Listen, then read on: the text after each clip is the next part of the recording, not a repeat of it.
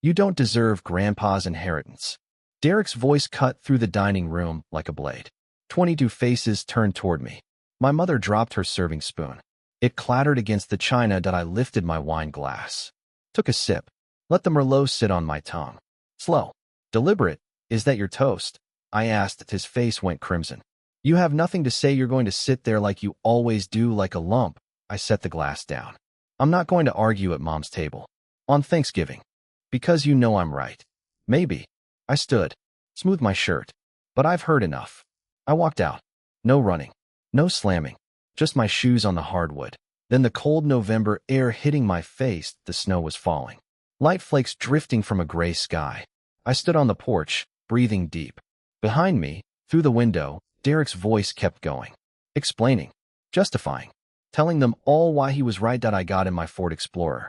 The engine coughed to life. I drove through the Cleveland suburbs, past the Christmas lights already twinkling, past the wreaths on doors. I drove to the machine shop. Ralston Machine Works. EST 1962. The sign was peeling. The parking lot was cracked and full of weeds. A single light flickered inside. I used my key. The door swung open with a heavy metallic groan. The smell hit me. Oil, metal, welding. Grandpa's smell. I walked to his desk. Sat in his chair. The leather was cracked. The springs sagged. But it felt like him. That's when I saw it. An envelope. Tucked under the desk calendar. Half hidden by invoices. My name on it. In his handwriting. I opened it. Son, if you're reading this, I'm gone. The shop isn't just a machine shop. It's my legacy. Defense contracts. Aircraft parts. Relationships I built over 40 years. They're still there. Dormant. But there. Under the workbench, you'll find a box. Inside are blueprints for a new fastener. The military needs it. I was too old to finish the work. You're not. You're the only one who can do this. Derek only cares about money. The shop is everything. With all my love, Grandpa. I folded the letter. Put it in my pocket. Walked to the workbench. Knelt down. Wooden box. Brass latch. I opened it. Blueprints. Dozens. Hand-drawn. Meticulous. Grandpa's notes in the margins. Specifications. Materials. Testing protocols. He'd been working on this for years. Alone. In secret. I spread them on the desk. I read every page. I didn't sleep that night. I just read. By morning, I had the beginning of a plan. I called the school principal. Told him I had a virus. Took 3 sick days. I spent those days at the shop. Not pretending. Not holding a broom. I was reading. Cataloging. Making copies on my phone. I found the supplier list Grandpa mentioned. Old names. Some companies gone. But a few were still in business. Small shops. Family-owned. Men who remembered when American manufacturing meant something. I called them. My name is Aaron Ralston. My grandfather used to do business with you. One of them said, he was a good man.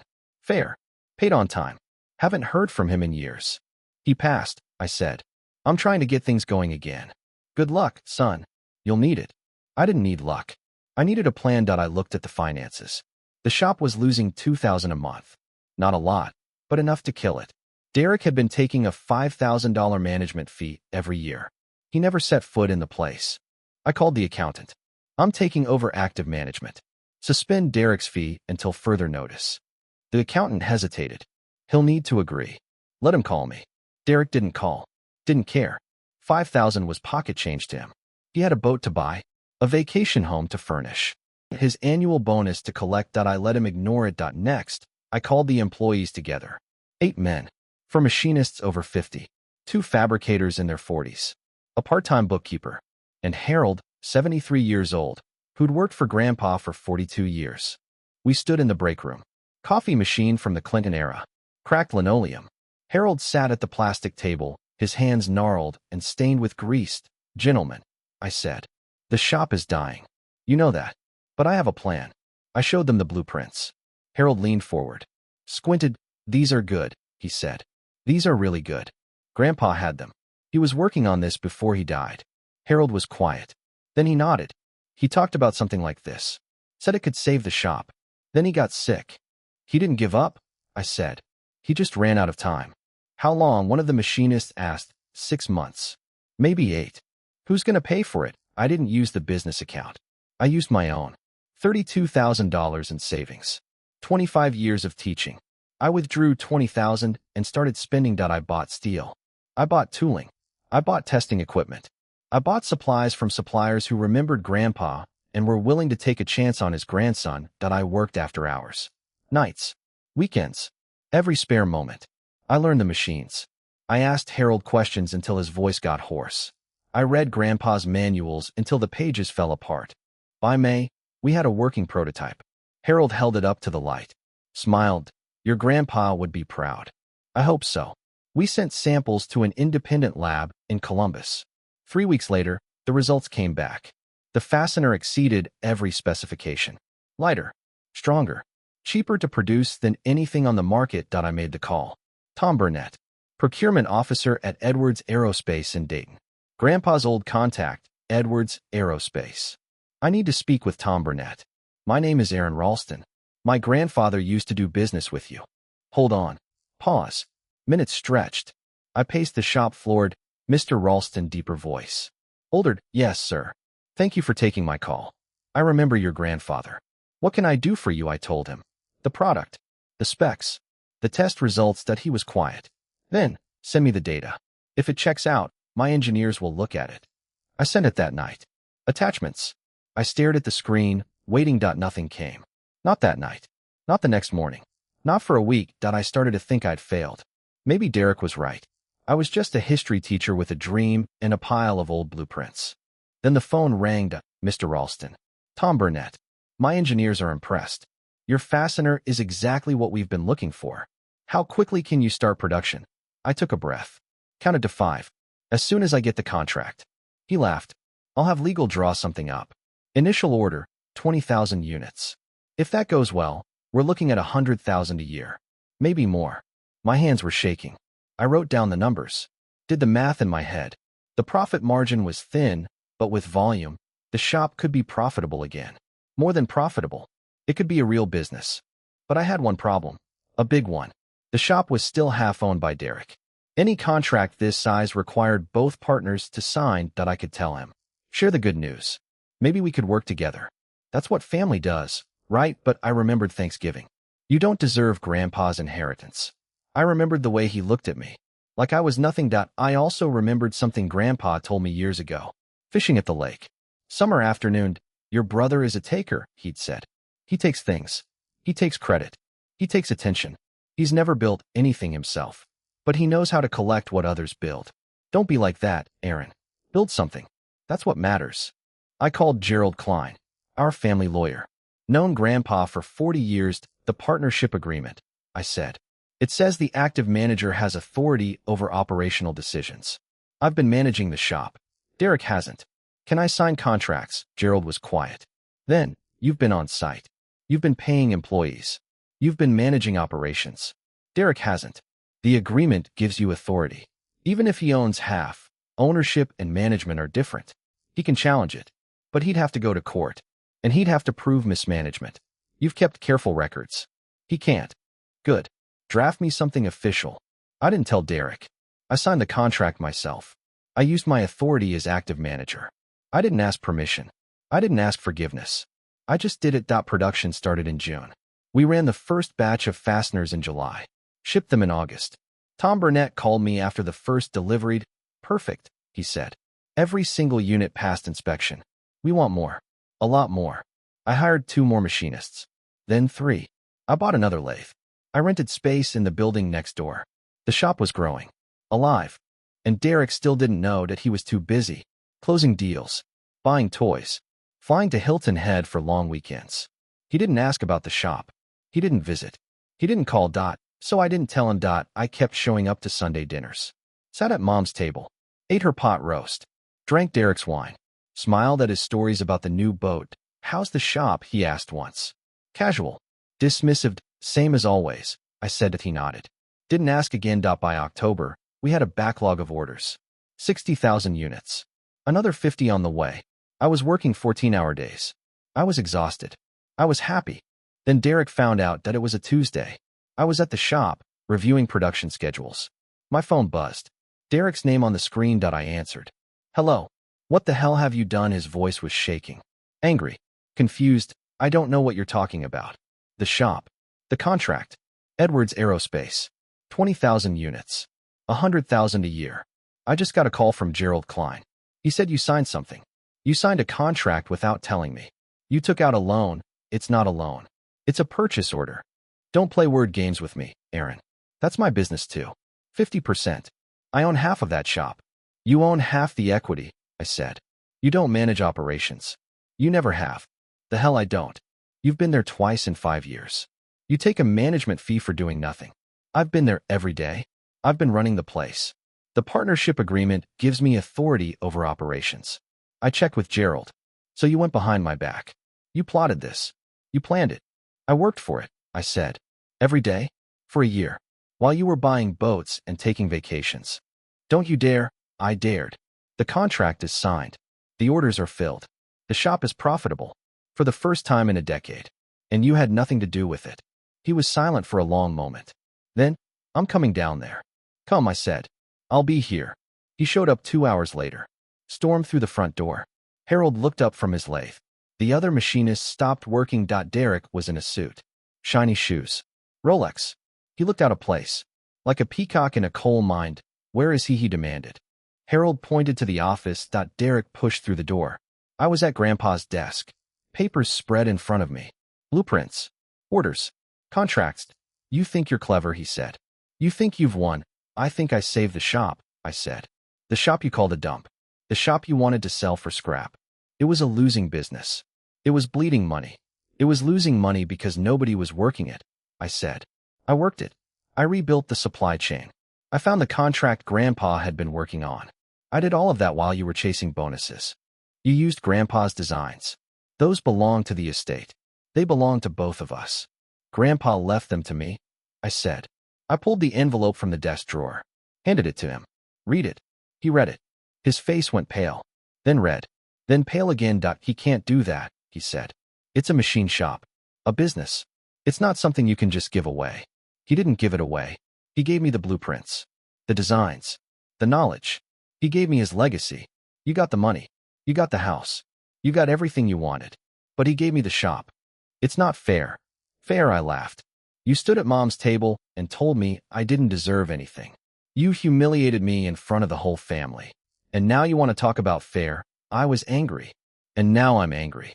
I stood up, walked around the desk, faced him. You can fight this if you want. Go to court. Spend $100,000 on lawyers. I've got the records. I've got the proof. I've been running this place for a year. You haven't lifted a finger. I'll sue you. Go ahead.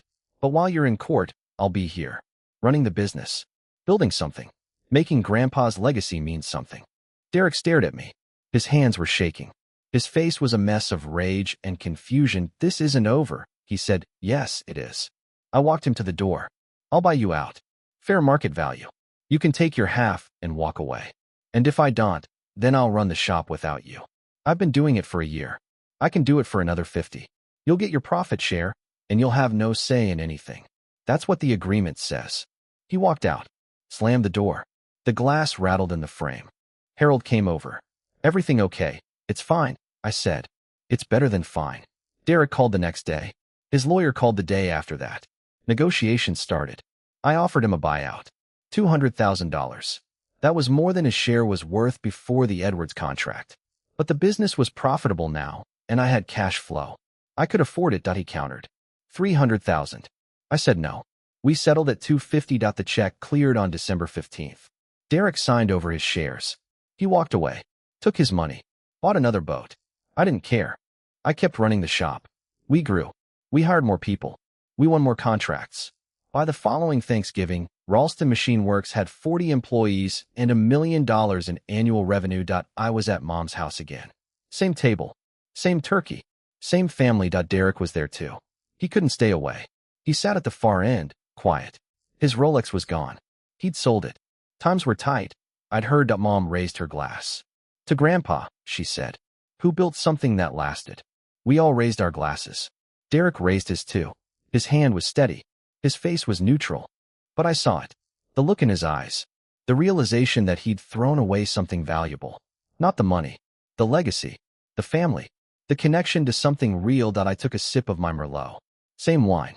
Same glass. Same table. But everything was different. You don't deserve Grandpa's inheritance. He'd said that he was wrong. I deserved it more than he ever did. Because I honored it. I built on it. I didn't just take it. I made it mine. Derek walked away from the shop that day with his check and his wounded pride. I watched him go. The BMW pulled out of the cracked parking lot, tires kicking up gravel, and disappeared around the corner. Harold stood beside me, his old hands shoved deep into his coveralls. Think he'll cause trouble? Harold asked. Not anymore, I said. The check cleared. His signature's on the papers. It's done. But I knew Derek. He didn't cause trouble. He caused scenes. There was a difference. Trouble was something you fixed. Scenes were something you survived. The phone rang 2 weeks before Christmas. It was my mother. Aaron, she said, and I could hear the strain in her voice. Your brother called. He told me what happened at the shop. What did he tell you? He said you cheated him. That you went behind his back. That you used Grandpa's designs to make money and cut him out. I closed my eyes. Mom, that's not what happened. I can explain. I know you can, she said. But I also know your brother. He's not going to let this go. He's going to make sure everyone knows his side of the story. She was right. Within a week, the whole family knew. Aunt Carol called me. Uncle Frank called me. Even my cousin Lisa, who lived in Arizona and hadn't spoken to me in 10 years, called me. They all said the same thing. They'd heard Derek's version. They wanted to hear mine. I told them. The blueprints. The letter. The contract. The year of work. I told them about the nights I'd spent in the shop. The money from my savings. The conversations with Harold. The test results. The phone call from Tom Burnett. Some of them believed me. Some didn't. It didn't matter. I wasn't going to spend the rest of my life defending myself to people who'd already made up their minds but Mom was different. She came to the shop on a Saturday afternoon. I was at the workbench, polishing a batch of fasteners. She stood in the doorway, wearing her good coat, her purse clutched to her chest. You made a choice, she said. A big one. You didn't include your brother. He didn't want to be included, I said. He wanted the shop sold. He wanted the money. He wanted to walk away. He's still your brother. He is, I said. But that doesn't mean he gets to tear down what Grandpa built. Mom walked over to the workbench. She ran her finger along the edge of a machined part. She looked at the blueprints pinned to the wall. She looked at the men working in the background, the machines humming, the fluorescent lights flickering. This was Grandpa's dream, she said quietly. He used to bring me here when I was a girl. I'd sit in the corner and watch him work. He loved this place more than anything. I know, I said. Your father couldn't stand it. He wanted to be a lawyer. But Grandpa always said the shop was the family's future. I think your father never understood that. I think I understand it. I said. She turned to look at me. Her eyes were wet. Promise me something, she said. Promise me you won't become like Derek. Promise me you won't let the money change you. I promise, I said as she hugged me. It was a long hug. The kind she gave me when I was a kid and I'd scraped my knee or lost a baseball game. When she pulled away, she was smiling. Now show me what you've been building. I gave her the tour. The lathes. The mills. The testing equipment. The new inventory. I showed her the stack of purchase orders. I showed her the quality control logs. I showed her the photos of the first shipment going out to Edwards Aerospace. She didn't say much. She just nodded. But I could see it in her face. Pride. The new year came and went. We kept working. The orders kept coming. By March, we'd doubled our workforce. By May, we'd outgrown the original building and expanded into the space next door. I hired a full-time bookkeeper. I hired a production manager. I hired a sales rep. And I stopped being a history teacher. It was a quiet decision. I didn't announce it. I didn't tell anyone. I just submitted my resignation to the principal in April. He said he understood. He said he'd always known I had something else in me. I didn't ask him what that meant. That the shop was everything now. It was my waking thought and my sleeping dream. I talked about it at dinner. I read about it in trade magazines. I lived and breathed metal and oil and machining tolerances. Derek was still around. He couldn't help himself. The family gatherings continued. He showed up at Mom's for Easter, for Mother's Day, for the 4th of July. Each time, the tension was there. Unspoken. Thick enough to cut with a wrench. He didn't talk to me much. He talked about me. I could hear him in the kitchen with Aunt Carol. Aaron thinks he's a CEO now. Aaron's getting too big for his britches. Aaron forgets where he came from. I let it slide. I had bigger things to worry about. Then, in August, a letter arrived. Registered mail. I signed for it at the front office. It was from a law firm in Columbus. I opened it at my desk that it was a demand letter. Derek was suing me. Not for the shop. The buyout was final, non-reversible, and airtight. He was suing me for the blueprints. His argument was simple. The designs for the fastener were part of Grandpa's estate. They had value. Significant value. And since Derek was a 50% beneficiary of the estate, he was entitled to 50% of that value that the letter demanded in accounting, a valuation, and a payment of $250,000, his share of what he claimed the blueprints were worth. I read the letter 3 times. Then I called Gerald Klein. He's got a point, Gerald said carefully. The blueprints were in Grandpa's possession. They were part of his personal property. They weren't part of the business assets. Legally, they belonged to the estate. The estate was settled, I said. Everything was divided. I got the shop. Derek got the money and the house. The blueprints weren't mentioned. Which is the problem, Gerald said. Because if they weren't mentioned, and if they had value, then they weren't properly distributed. And that means they're still in the estate. Which means Derek still has a claim. My stomach dropped. So he can take the designs. He can't take them, Gerald said.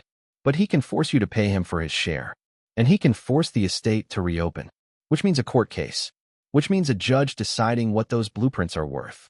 How much could they be worth? Gerald was quiet for a moment.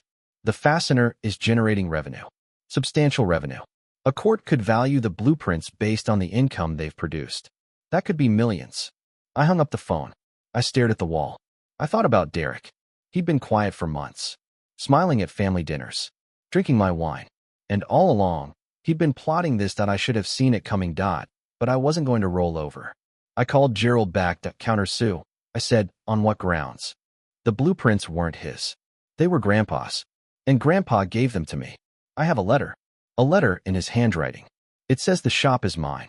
It says the designs are mine. That letter is compelling, Gerald said. But it's not a legal document. It's a personal note. A judge might consider it. But they might not. Then I'll make them consider it. I started digging. I went through Grandpa's old files.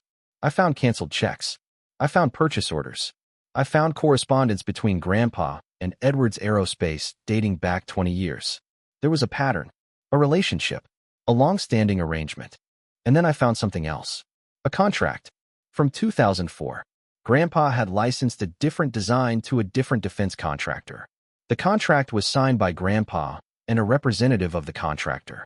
It included a clause that said all intellectual property developed by Ralston Machine Works remained the property of Ralston Machine Works, that the fastener design had been developed on the shop's time, using the shop's tools, by the shop's founder, which meant it was shop property, not estate property. I called Gerald back. I read him the clause. There was a long pause. Are you sure about this? Gerald asked. I'm positive. I have the original. Bring it in. I want to see it. If you're right, Derek's claim falls apart. I brought the contract to Gerald's office the next day. He examined it under a magnifying glass. He called his partner in. He took photos. He made copies. You've got him, Gerald said. This is airtight. The intellectual property was shop property. It passed to the business when Grandpa died. And since you now own the business, the intellectual property is yours. I still own 50% of the business. I can't do anything about that. But Derek's claim on the blueprints, that's dead. He can't touch them. I smiled. So what now? Now I draft a response to his lawyers. And I recommend we go on the offensive. What do you mean? I mean we countersue. Derek's claim is frivolous. He's wasting the court's time. We can ask for legal fees. We can ask for damages. We can make it expensive for him to keep fighting. Do it. I said. The legal battle dragged on for 6 months. Depositions, discovery, motions and counter-motions. I spent more time in conference calls than I did on the shop floor. It was exhausting. It was expensive. But in the end, we won. The judge ruled in my favor. The blueprints were shop property. Derek's claim was dismissed. And the court awarded me $30,000 in legal fees. Derek didn't pay. He couldn't pay. The legal battle had drained him. He'd sold his BMW. He'd put the Hilton Head property on the market. He'd borrowed money from friends and never paid it back. I heard all of this through the family grapevine. Aunt Carol told me at Thanksgiving. Mom mentioned it at Christmas. Even the twins, Derek's daughters, said something to me. He's not doing well, one of them said. She was a senior in college now. Her sister was in med school. They'd grown up. They'd grown apart from their father. Your dad's going to be okay, I said. He's resilient. But I wasn't sure I believed that I saw him again in January. It was at a funeral, my great-aunt Ruth, who'd lived to 93 and died in her sleep. The whole family showed up. Derek arrived alone. No wife. No daughters. Just him, in an old suit, looking thinner than I remembered. We stood at the graveside. Cold wind. Gray sky. The minister said his words. People dropped flowers into the open grave. Derek and I ended up standing next to each other. We didn't plan it. It just happened. Nice service, I said. He didn't respond. I'm sorry about your legal trouble, I said. He turned to look at me. His eyes were hollow. Don't, he said. Don't pretend like you care. I'm not pretending. I'm being polite. Politeness is pretending. I didn't argue. We stood in silence as the last of the dirt was thrown over the coffin. People began walking back to their cars. Derek didn't move. You won, he said finally. You got everything. I got what I worked for, I said. You got what I should have had. The shop. The contracts. The money. The respect. Respect has to be earned, I said. You never tried to earn it. You just demanded it. He didn't say anything. He turned and walked away. I watched him go. He moved slower than before. Old. Defeated. I didn't feel good about it. I didn't feel bad. I just felt done. The long game was over. But the game had a way of coming back. I was in the shop 3 months later. April. The weather was warm. The windows were open. I was reviewing the quarterly financials. Record revenue. Record profit. Everything was going well. Then my phone buzzed. It was a text from an unknown number. I opened it. Check your bank account. I didn't recognize the number. I ignored it. But something nagged at me. I opened my banking app. Looked at the business account. There was a withdrawal. A big one. $200,000. Transferred to an account I didn't recognize. My heart stopped. I called the bank. I got put on hold. I waited. My hands were shaking. Mr. Ralston, I'm looking at the transaction. It was authorized by the secondary signatory. Who's the secondary signatory? The name on the account is Derek Ralston. He's listed as a signatory on the business account. He can't be. I removed him. The change didn't go through. We have no record of it. I hung up. I called Gerald. I called the accountant. I called the bank again. I spent the rest of the day on the phone. Here's what had happened. When I restructured the business, I'd opened a new account. But I'd used the same bank. And the old account had never been closed. Derek's name was still on it. And he'd withdrawn the money. But he hadn't just withdrawn it. He'd funneled it through 3 separate accounts. And then he'd wired it overseas. I couldn't track it. The bank said there was nothing they could do. You need to contact law enforcement, Gerald said. Will they help? They can try. But international wire transfers are hard to reverse, especially when they've been routed through multiple jurisdictions. So he's gone. He took the money. He's probably somewhere with no extradition treaty. I sat in my office. The shop was quiet. The machines were silent for once. I thought about Derek. He'd been planning this for months. Maybe longer. The legal battle. The public humiliation. It had all been a smokescreen. While I was busy fighting him in court, he'd been emptying the bank account. I should have been angry. I should have been furious. But I wasn't. I was relieved. Because the money was gone. But the shop was still standing. The employees were still working. The contracts were still being filled. The money in the account was profit, cash flow. It wasn't the backbone of the business. Derek had taken the fruit. But he'd left the tree. I called the employees together. I told them what happened. Their faces went pale. Their hands clenched. They were angry for me. Don't be. I said. We're not going to let this break us. We're going to keep working. We're going to keep building. And we're going to be fine. Harold stepped forward. What about the police? I've already called them, I said. They're looking into it. But I'm not holding my breath. The money's gone. It's not coming back. So what do? We do what we've always done. We get up. We go to work. We build things. I looked at them. These men who'd stayed with Grandpa for decades. Who'd trusted me when I was just a history teacher with a dream. We're not a bank account, I said. We're a machine shop. We make things. And that's not going to change. They went back to work. I went back to my office. I sat at Grandpa's desk. I pulled out the letter he'd written me. I read it again. The shop is everything. It said that he was right. It wasn't about the money. It wasn't about beating Derek. It was about the shop. The legacy. The thing he'd built with his own hands. I made a decision. I wasn't going to chase Derek. I wasn't going to waste my life trying to claw back money that was already gone. I was going to build.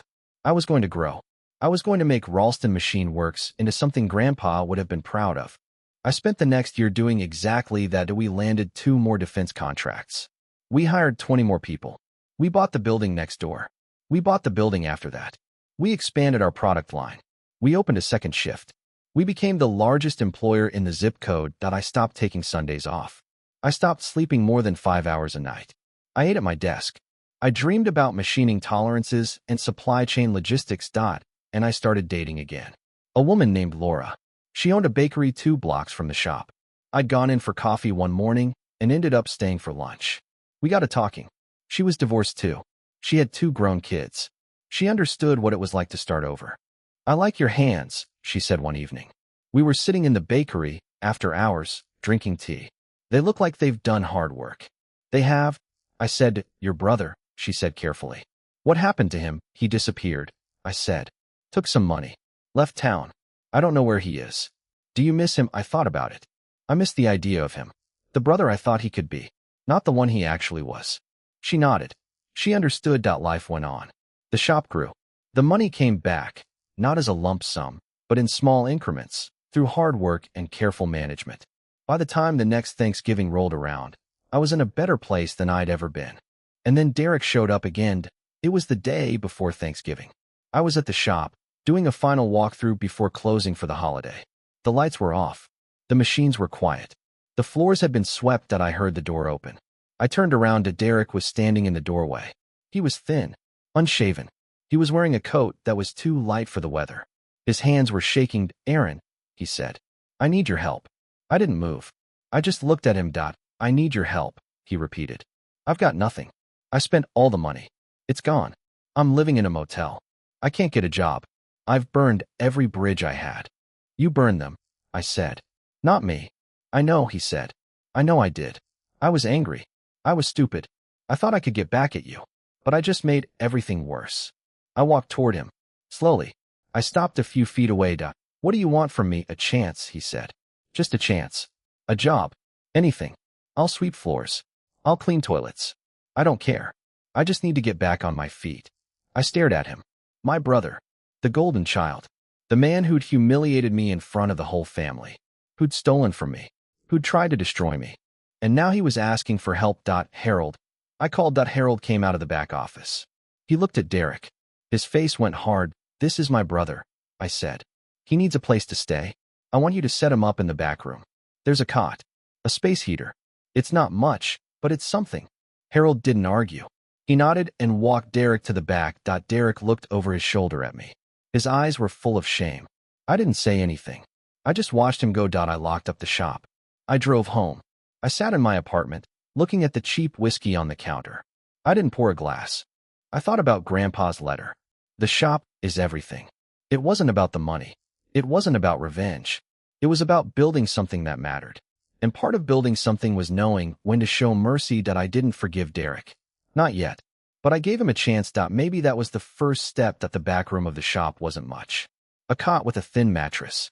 A space heater that wheezed and clanked. A bare bulb hanging from the ceiling. But it was warm. It was dry.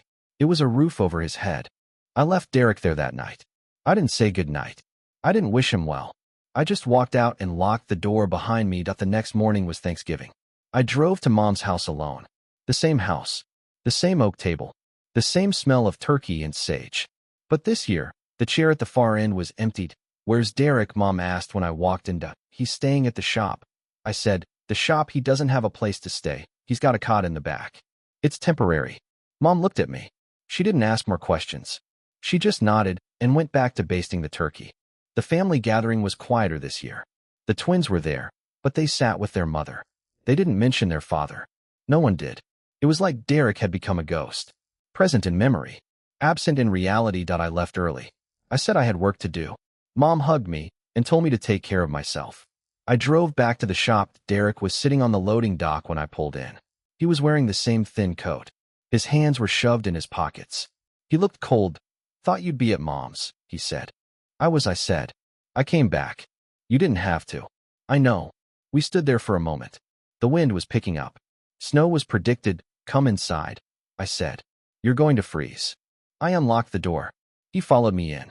I walked to the break room and put on a pot of coffee. He sat at the plastic table. Same table Harold sat at. Same cracked linoleum. Same old coffee machine. Your wife? I asked. Your daughters, they don't talk to me, he said. Marissa filed for divorce. The twins, they won't take my calls. I haven't spoken to them in 8 months. What happened? Everything, he said. All of it. I lost the house. I lost the BMW. I lost the boat. I lost every single thing I thought made me who I was. I poured 2 cups of coffee. I slid one across the table. You still have your health? I said. It was a stupid thing to say. I knew at the moment it came out of my mouth. He laughed. It was a hollow sound. My health. Right. That's something. It is something. He wrapped his hands around the mug. Steam rose around his face. He stared into the coffee like it held answers. I never thought I'd end up here, he said. Never thought I'd be the one begging for scraps. Nobody's begging for scraps, I said. You're staying here. You're helping around the shop. You're getting back on your feet. Just like that, not just like that. It's going to take time. It's going to take work. And you're going to have to earn it. He nodded. He didn't argue. That surprised me. I left him in the break room and went to my office. I sat at Grandpa's desk. The letter was still in the drawer. I pulled it out and read it again. The shop is everything. But it wasn't. Not anymore. The shop was important. The shop was my legacy. But it wasn't everything. I had a life now. I had Laura. I had a future. And somehow, I had my brother back. Broken. Humble. But backed up. The next few weeks were strange. Derek showed up every morning at 6. He swept the floors. He cleaned the machines. He emptied the trash. He didn't complain. He didn't ask for anything. He just worked at Harold, watched him like a hawk. The other machinists kept their distance. They didn't trust him. They remembered the suit. The Rolex. The way he'd stormed in and demanded answers. You sure about this? Harold asked me one morning. Derek was in the back, scrubbing the bathroom, and no, I said. But I'm going to try. Your call, Harold said. Just don't let him near the books. I laughed. The books are secure. He can't touch them. But Derek didn't want to touch them. He didn't want to touch anything that smelled like authority. He was happy to be invisible. Happy to be the guy who cleaned the toilets and swept the floors. That's why I didn't see it coming. 3 weeks after Thanksgiving, I got a call from Gerald Klein. Aaron, he said, I've got some news. Your brother's been making inquiries.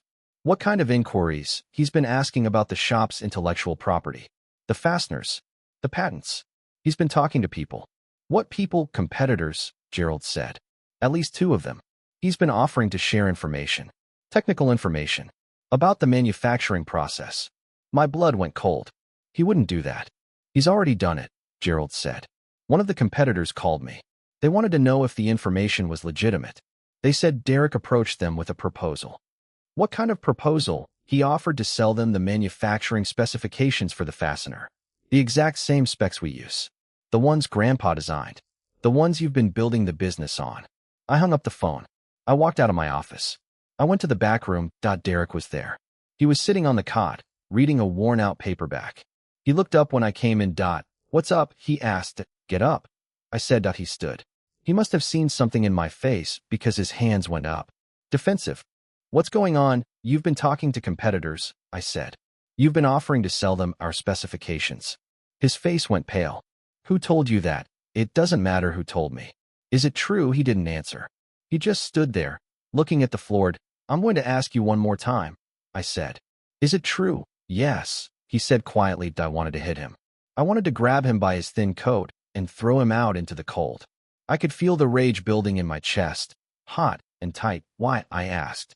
Because I needed money, he said. I'm broke. I'm living in a back room. I've got nothing. And you've got everything. The shop. The contracts. The money. Laura, you've got a life, Aaron. I've got nothing. So you decided to destroy what I've built. I wasn't going to destroy it, he said. I was just going to take a piece. A small piece. Enough to get me started again. By stealing trade secrets. It's not stealing. It's my inheritance too. Grandpa's designs. They belong to both of us. I stepped closer. He flinched. Grandpa left those designs to me. I said. The shop is mine. The intellectual property is mine. You signed that away when you took the buyout. I was desperate. So am I now, I said. You're going to leave. Tonight. And if I ever find out you've been talking to another competitor, I'll call the police. I'll press charges. I'll make sure you spend the rest of your life in a jail cell. You wouldn't do that. Try me. He grabbed his coat. He didn't take anything else. He didn't have anything else. He walked past me, through the shop, and out the front door. I followed him to the loading dock. The snow was falling. The temperature was dropping. Where are you going to go? I asked. I don't know, he said. I'll figure it out. I watched him walk away. His shoulders were hunched. His head was down. He disappeared into the falling snow. I went back inside. I sat at Grandpa's desk.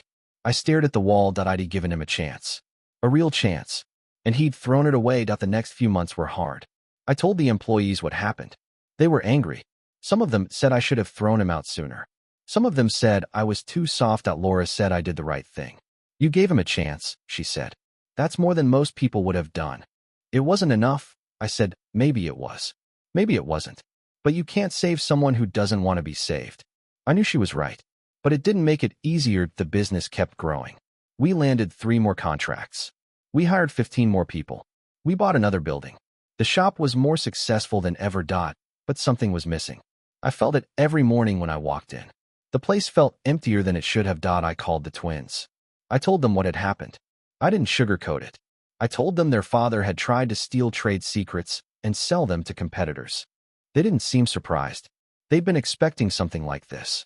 They were more concerned about his safety. Where is he now? One of them asked. I don't know, I said. He walked out. He didn't tell me where he was going. That's Dad, she said. He never tells anyone anything. I hung up. I thought about Derek. The way he'd looked when I confronted him. The fear in his eyes. The shame. He'd been broken before. Now he was something worse. He was desperate. Desperate people do desperate things. 6 months passed. Spring turned to summer. Summer turned to fall. The leaves changed color. The air turned cold. I didn't hear from Derek. No one did. He'd vanished completely. Mom asked about him. The twins asked about him. I had to tell them I didn't know. Then, in November, I got a letter that it was postmarked from Cincinnati. No return address. Just a white envelope with my name on it. I opened it at my desk. Aaron, I'm writing to apologize. Not because I expect you to forgive me. I don't. I'm writing because I need to say it. What I did was wrong. I knew it was wrong when I did it. But I did it anyway. I was angry. I was jealous. I was everything I shouldn't have been. You gave me a chance. A real chance. And I threw it away. I'm not going to ask for another one. I don't deserve it. But I needed you to know that I'm sorry. For everything. For Thanksgiving. For the lawsuit. For the money. For trying to sell the specs. All of it. I'm sorry. I'll probably never see you again. I'm going somewhere far away. Somewhere no one knows me. Where I can start over. But before I go, I wanted to say this. You were right. You deserved the shop. You deserved everything. I was just jealous. That's all it ever was. I hope you can forgive me someday. Even if I don't deserve it. Derek. I read the letter 3 times. Then I folded it and put it in the drawer with Grandpa's letter. I didn't know what to feel. Anger, sadness, relief, maybe all of it. Maybe none of it. I called Laura. I told her about the letter. What are you going to do? She asked. I don't know, I said. I don't know if I can forgive him. You don't have to forgive him, she said. But you can let go. Let go of what? The anger. The resentment. The part of you that's still holding on to what he did. I thought about that. She was right. I'd been carrying this weight for years. The weight of Derek's words. His actions. His betrayals. Maybe it was time to put it down. The next month, I hired a private investigator. I wanted to know where Derek was. Not to confront him. Just to know. The PI found him in a month. He was in Nashville, Tennessee. Working at a garage. Changing tires. Living in a room above the garage. I flew down there. I didn't tell anyone I was coming. I just showed up. The garage was called Bobby's Tires. It was small. Dingy. The sign was faded. A man in a jumpsuit was working on a truck. I walked up to him. Excuse me, I said. I'm looking for Derek Ralston. The man looked up. It was him. He was thinner. His hair was grayer. His hands were covered in grease. Aaron, he said. He didn't look surprised to see me. How did you find me? I hired a PI. He nodded. He wiped his hands on a rag. You came all this way. Why? I read your letter, I said. I wanted to see you. To talk. So talk. Your letter said you were going somewhere far away. Somewhere no one knows you. What changed? I changed, he said. I realized I couldn't run forever. Running doesn't fix anything. It just makes it worse. So you decided to stay. I decided to try, he said. To be better. To actually be better this time. Not just say it. He looked at me. His eyes were clear. The shame was still there. But there was something else. Resolve. I don't deserve forgiveness, he said. I know that, but I'm going to try anyway. To earn it. To prove that I can change. I looked at him. My brother. The golden child. The man who'd tried to destroy me. He was standing in front of me, covered in grease, working at a tire shop. I'm not going to give you another chance, I said. You've had too many chances. I know, but I'm not going to hate you either. I'm done with that. He nodded. That's more than I deserve. Maybe, but it's what I'm giving you. He stepped forward. He hugged me. It was awkward. We hadn't hugged in decades. But it felt real. I'm going to make it right, he said. Somehow. I don't know how, but I'm going to try. Good, I said. Try. I flew home that night. I didn't tell anyone I'd seen him. Not Mom. Not the twins. Not Laura. It was my secret. The beginning of something. I didn't know what. But I was willing to find out that I flew back from Nashville with Derek's words still ringing in my ears. I'm going to make it right. I wanted to believe him. A part of me did. But another part, the part that had been burned too many times, kept its guard up. 3 weeks later, I got a call from a number I didn't recognize. Nashville area code. I almost didn't answer. Hello, it's Derek. I paused. How did you get this number? You gave it to me. Years ago. I never deleted it. What do you want? I want to show you something. Can you come down here again? Come down where in Nashville? Yes. I know it's a lot to ask, but I think you need to see this. I hesitated. What is it? I can't tell you over the phone. Just trust me. I laughed. Trust you? That's a pretty big ask, Derek. I know, but I'm not asking you to trust me. I'm asking you to come see what I've done. Then you can decide for yourself. I thought about it. I had no reason to go. I had no reason to believe him. But something in his voice was different. It wasn't the smooth, confident voice of the old Derek. It was quieter, more careful. Fine, I said. I'll come. But if this is a waste of my time, it's not, he said. I promise. I flew to Nashville 2 days later. I rented a car at the airport and drove to Bobby's Tires. The place looked the same. Dingy. Faded. But when I walked inside, I saw something new. There was an office. A small one, tucked in the back. It had a door. A window. A sign on the door that said, Manager. I walked over. Derek was inside. He was wearing a clean shirt. He had a desk. A computer. A filing cabinet. You got promoted, I said. He smiled. It was a small smile. Something like that. He stood up. He walked around the desk. He gestured for me to sit. I've been working here for almost a year, he said. I started out changing tires. Then I started helping with inventory. Then I started doing the books. The owner, Bobby, he's getting old. He wants to retire. He offered to sell me the business. I looked around. The office was small. The walls were bare. But it was clean. Organized. He's selling it to you. Not selling, Derek said. Giving. He doesn't have any kids. He says I remind him of himself when he was young. He's known I've been struggling. He wanted to help. That's generous, I said. He's a good man. I waited. I knew there was more, but I can't take it, Derek said. I can't take his business. It's not mine. I haven't earned it. So what are you going to do? He reached into his desk drawer. He pulled out a folder. He handed it to me. I opened it. Inside were documents. Legal documents. Transfer of ownership. But not from Bobby to Derek. From Derek to me. What is this? I asked. I'm giving you my share, he said. Everything I have. The business. The building. The equipment. It's all yours. I stared at him. Why? Because it's not mine, he said. I didn't build this. I just showed up and got lucky. You built something. You worked for it. You bled for it. And I tried to take it from you. I'm not going to do that again. So I'm giving you this. To make up for what I took. The money. The blueprints. The time. It's not enough. It will never be enough. But it's a start. I looked at the documents. They were real. Signed. Notarized. He'd really done it. Derek, I said. You can't give me this. This is your business. Your future. It's not mine, he said. I'm not running from it. I'm giving it to you. Because you're the one who deserves it. I didn't know what to say. I sat there, holding the folder, staring at my brother. This is insane, I said. You can't just give away your entire business. Watch me. I won't accept this. Then don't. But I'm not going to keep it. I'll donate it to a charity. I'll sell it and give the money away. But I'm not keeping something I didn't earn. I could see it in his face. He meant it. Every word. I'm not going to take your business, I said. But I'll accept something else.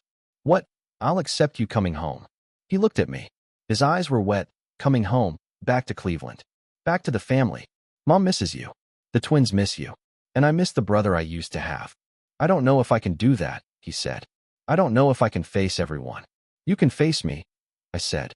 That's a start. He was quiet for a long time. Then he nodded. Okay, he said. I'll come home. He packed his things that day. There wasn't much. A duffel bag. A box of books. A photograph of the twins from when they were little. We drove to the airport together. I bought him a ticket. We flew back to Cleveland that night. When we landed, I took him to my apartment. Laura was there. She'd made dinner. She didn't ask questions.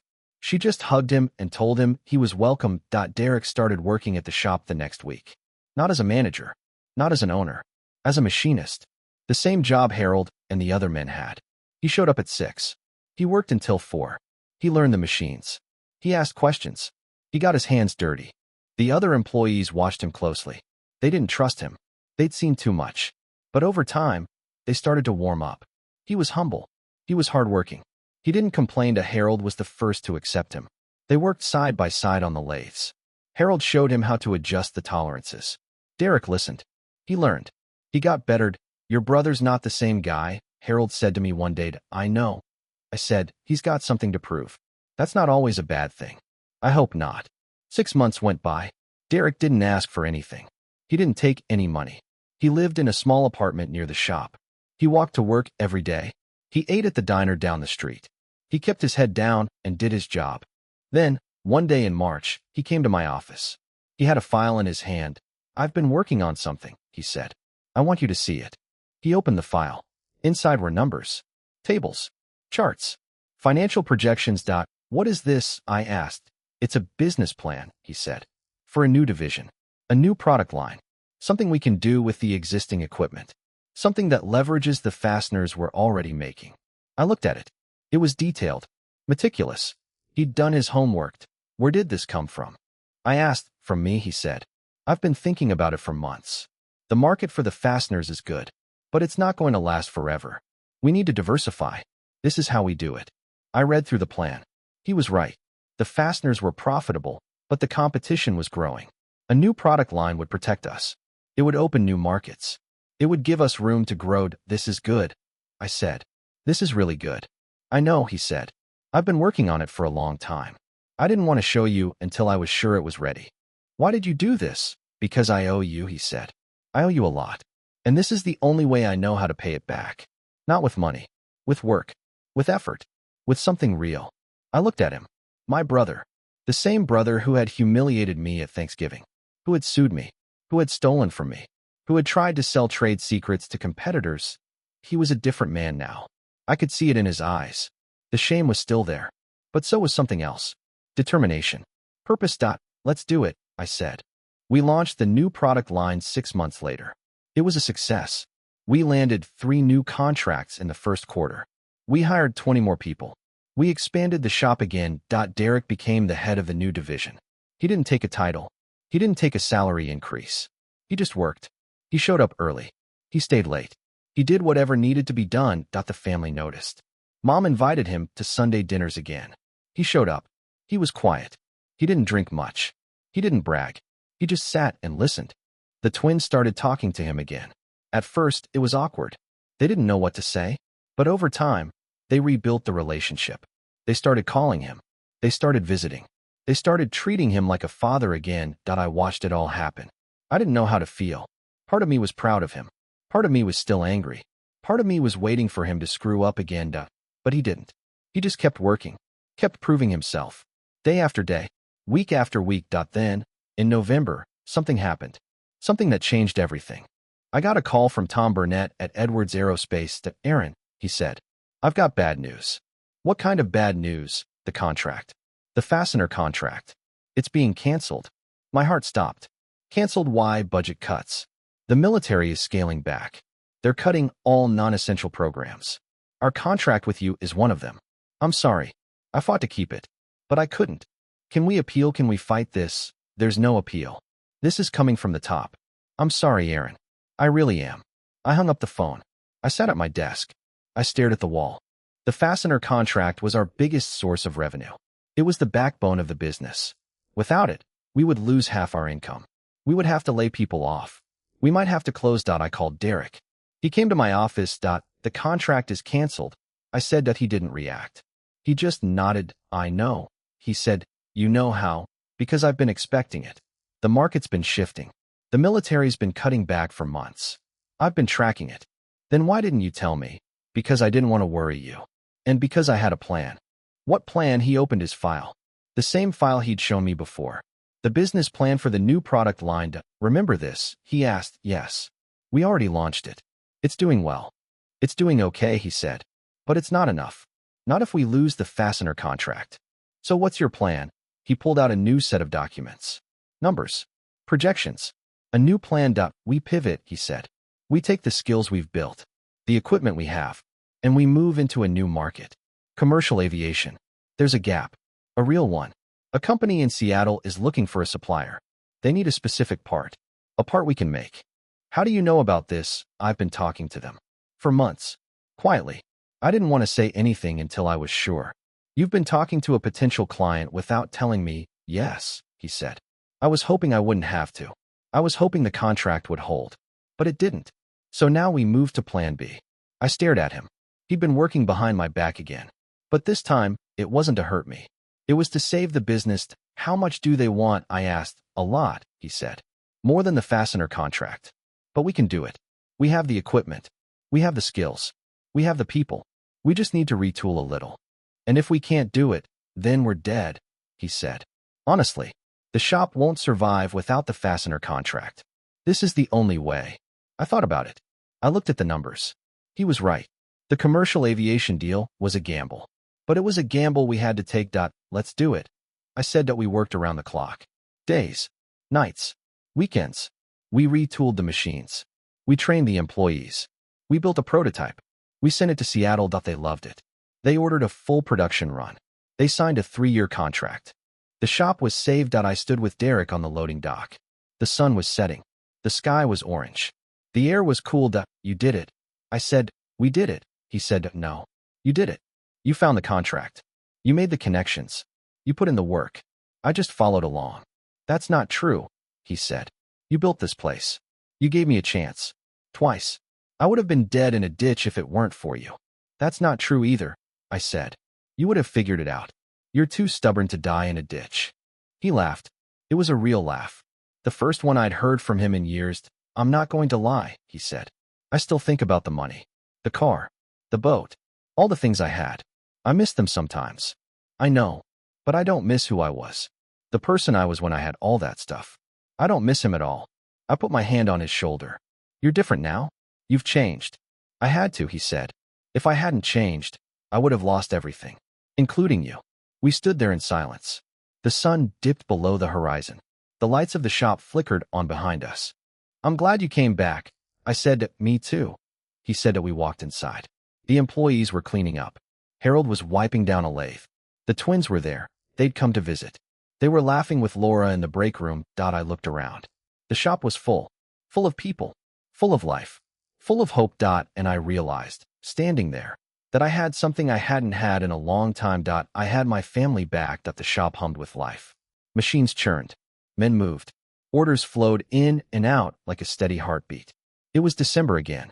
Almost 2 years since Derek had stood at Mom's table and called me worthless. I walked through the main floor, past the lathes and the mills, past Harold running a batch of new parts, past the new hires who didn't know the old story, who only knew the shop as a place of work and purpose. I stopped at the back, where Derek was overseeing the commercial aviation line. He looked up, nodded, didn't smile. He didn't smile much anymore. But there was peace in his eyes. The kind of peace that comes from hard work and honest hours. You ready for tomorrow? I asked. Tomorrow, Thanksgiving, I said. Mom's house. Everyone's going to be there. He looked down at his hands. They were calloused now, grease under the nails. They didn't look like the hands of a man who'd once worn a Rolex. I don't know if I'm ready, he said. You're ready. You've been ready for a year. You just don't know it. He didn't argue. He just went back to work. That night, I sat in my apartment with Laura. We'd been together for 2 years now. She'd moved in 3 months ago. Her bakery was doing well. The shop was doing better. Life was good. Are you nervous about tomorrow? She asked. A little, I said. It's the first time the whole family's been together since everything. Everything's changed since then, she said. You've changed. Derek's changed. Even the family's changed. It's not going to be like it was. I know, I said. But that doesn't make it easy. It's not supposed to be easy, she said. It's supposed to be real. I held her hand. She was right. It was real. All of it. Thanksgiving morning arrived cold and bright. Snow had fallen overnight, dusting the streets and rooftops with white. I drove to Mom's house with Laura beside me. Derek was in the back seat. He didn't say much. He just stared out the window. Mom's going to cry. I said, I know. He said, she's going to hug you and not let go. I know. Just let her. He nodded. The house looked the same. The same porch. The same wreath on the door. The same smell of turkey and sage wafting through the cracks. I parked the car. We walked up the steps. I opened the door. The noise hit us first. Voices. Laughter. The clatter of dishes. The whole family was already there. Aunt Carol. Uncle Frank. The twins. Cousins. Grandkids. The place was packed. Mom was in the kitchen, basting the turkey. She looked up when we walked in. Her face went pale, then red, then wet with tears. She dropped the baster and rushed toward us. But she didn't come to me. She went to Derek. My boy, she said, throwing her arms around him. My boy, my boy. Derek stood there, stiff at first. Then he relaxed. He hugged her back. He held her tight. I'm sorry, Mom, he said. I'm so sorry. Don't be sorry, she said. You're home. That's all that matters. The room went quiet. Everyone was watching. The twins came over. They hugged their father. There were tears. Lots of them. I stood back and watched. Laura was beside me. She squeezed my hand. You did this, she said quietly. No, I said. He did it. I just opened the door. The dinner was different this year. The tension was gone. The silence that had hung over every gathering for years had finally lifted. People talked. They laughed. They argued about football and politics and who made the best stuffing. Derek sat at the table. Not at the head. Not at the far end. He sat in the middle, next to the twins, across from me. He didn't make a toast. He didn't try to be the center of attention. He just ate. He talked. He laughed. And then, near the end of the meal, Mom stood up. I have something to say, she said. The room went quiet. She was holding a letter. Old paper. Yellowed at the edges. Your grandfather left something, she said. Something I've been holding onto for a long time. I wasn't sure when to share it, but I think now is the right time. She unfolded the letter. Her hands were trembling. To my family, she read. If you're reading this, I'm gone. I hope you're all together. I hope you're all okay. She paused, wiped her eyes. I built the shop with my own hands, she continued. Brick by brick, machine by machine. It was my legacy. But a legacy isn't just a building. It's not just money. A legacy is what you pass on to the people you love. It's the lessons you teach them, the values you instill, the character you build. She looked at me, then at Derek. I loved both of you equally, she read. I always have. I never wanted one to have more than the other. But I knew there was a difference. Aaron understood what the shop meant. Derek understood what the shop was worth. That was the difference. Derek lowered his head. I gave Aaron the blueprints, she read. Not because I loved him more. Because I trusted him to use them the right way. To build something. Not just to profit from it. I gave Derek the money and the house. Not because I wanted to reward him. Because I knew he would take them anyway. And I wanted to see what he would do with them. The room was silent. He took the money, she read. He spent it. He lost it. And Aaron took the blueprints and built a business. That tells me everything I need to know. The shop was never about the machines. It was about the people who ran them. Aaron was the right person. Derek, I loved you. I still do. But love isn't the same as trust. And trust isn't the same as inheritance. Inheritance is about what you leave behind. Legacy is about what you build while you're here. She folded the letter. She sat down. The room was so quiet you could hear the snow falling outside. Derek stood up. He walked over to Mom. He knelt beside her. I read that letter, he said. Not today. A long time ago. I found it in Grandpa's desk after he died. And I hated it. I hated every word. Because it was true. And I didn't want to admit it. He took a breath. But I admit it now. Grandpa was right. I was wrong. Aaron deserved the shop. He deserved the blueprints. He deserved everything. And I didn't deserve any of it. But that's okay. Because I'm going to earn it. Not the money. The trust. The respect. I'm going to earn it, one day at a time, for the rest of my life. Mom hugged him. The room erupted in applause. The twins were crying. Aunt Carol was sobbing. Uncle Frank was clapping so hard his hands turned red that I sat there. I didn't clap. I didn't cry. I just looked at my brother. He'd come so far. From the man who shouted at me across the Thanksgiving table to the man who knelt in front of our mother and admitted he was wronged. That was the real legacy. Not the shop. Not the money. Not the blueprints. The change. The growth. The ability to look at yourself and say, I was wrong. I stood up. I walked over to him. He was still on his knees. Get up. I said. He stood. I put my hand on his shoulder. You earned it, I said. Not today. Not yesterday. But you're earning it. And that's what matters. He looked at me. Tears in his eyes. Thank you. He said. Don't thank me. I said. Thank Grandpa. He's the one who knew what you could become.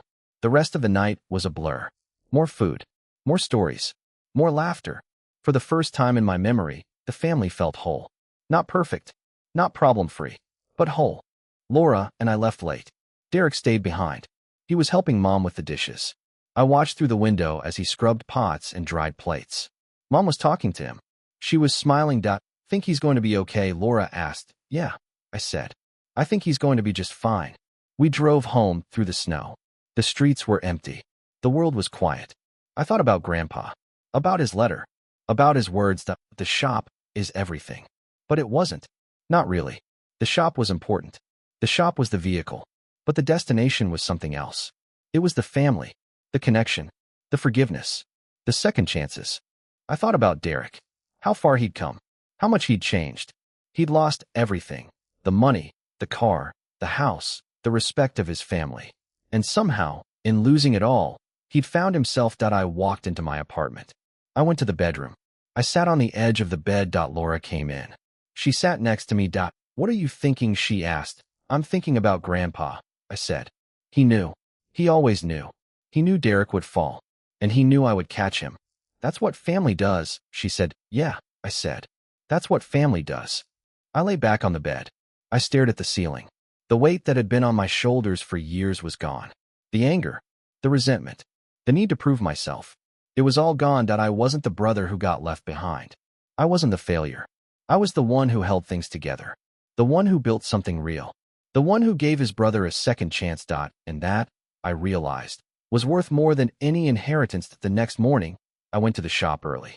It was dark. The machines were cold. I walked through the silent space, past the workbenches and the lathes and the piles of raw metal. I stopped at Grandpa's desk. I sat in his chair. I opened the drawer. The letter was still there. I read it again. The shop is everything. I smiled. Grandpa was wrong about that. The shop wasn't everything. But it was the beginning of everything. It was the foundation. The thing that made everything else possible. I folded the letter and put it back in the drawer. I walked out of the office. I stood in the middle of the shop floor. The sun was rising. Light was streaming through the windows. The dust was dancing in the air. I heard the door open. I turned around. Derek was standing there. He was carrying 2 cups of coffee. Thought you'd be here, he said. Thought you'd be sleeping in. I said, couldn't sleep, he said. Too much on my mind. He handed me a cup. I took it. We stood there, drinking coffee, watching the sun rise over the machines. I've been thinking, he said, about what Grandpa said, about legacy, about what we build. And I want to build something too. Something real. I want to work beside you. Not under you. Not above you. Beside you. I want to be part of this. Not as a way to get something. As a way to give something. You already are, I said. You've been part of this for a year. You don't need to prove anything. Maybe I don't need to prove it to you, he said. But I need to prove it to myself. I nodded. Fair enough. We drank our coffee in silence. The shop was waking up around us. Harold came in. The other machinists followed. They nodded at Derek. They didn't glare. They didn't whisper. They just went to work. We're going to be okay, I said. Yeah, Derek said. We are. The sun was fully up now. The light was warm. The machines began to hum. The sounds of work filled the air. I looked at my brother. The man who'd once called me worthless. The man who'd tried to take everything from me. The man who'd come back broken and rebuilt himself. You don't deserve Grandpa's inheritance, he'd said. That he was right. I didn't deserve it. I earned it. And so did he. Not the money. The chance. The redemption. The grace. That was the real inheritance. The thing you couldn't buy. The thing you couldn't steal. The thing you had to earn, day by day, step by step. with sweat and tears and a willingness to change. Grandpa had given us both a gift. Not the shop, not the blueprints. The chance to become who we were meant to be. And we'd taken it. I smiled at Derek. He smiled back. It wasn't a big smile. It wasn't a confident smile. It was a small one. The smile of a man who had been through hell and had come out the other side. Let's get to work, I said. He nodded. We walked to the machines. The shop hummed with life. And for the first time in a long time, I was exactly where I was supposed to be.